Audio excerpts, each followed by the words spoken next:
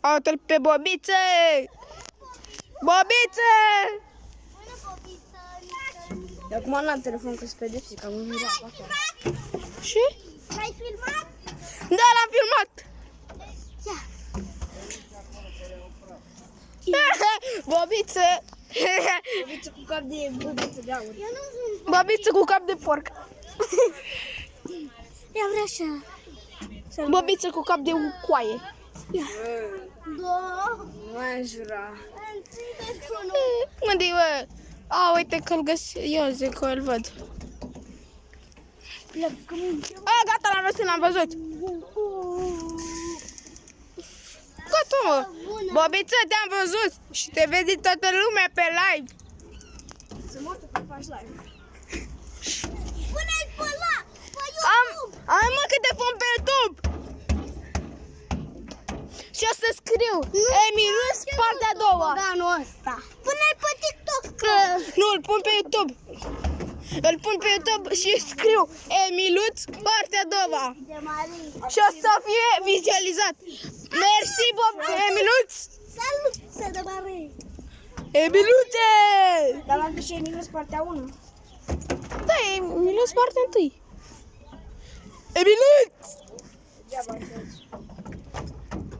Poate nu dacă n-au... Îl filmez pe Emiluț.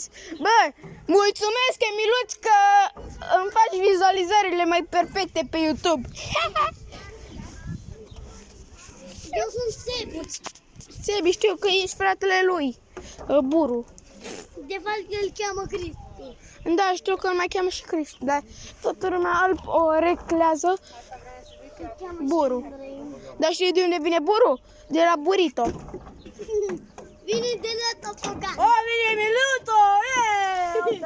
Vine de la... Bă, l-ai pus pe... Emilus, Ce ai făcut? Dar tot te vedem. Tot te vedem, Emiluț! Ai Și așa de tot te vor vedea. unde de gundea. Băi, termină cu telefonul, mi-au zis? Te-am pe TikTok. Termină imediat. Nu mai ai voie să filmezi pe nimeni. Hai că-l filmez. Am găsit un căian. Gata, l-am pus pe YouTube. Hai că în pauză. În pauză. Să aici telefonul.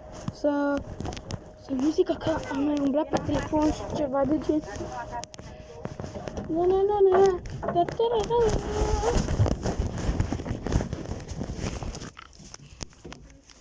Andrei. Tudor. E după mașină. S-a dus jos, s-a dus jos, s-a dus jos.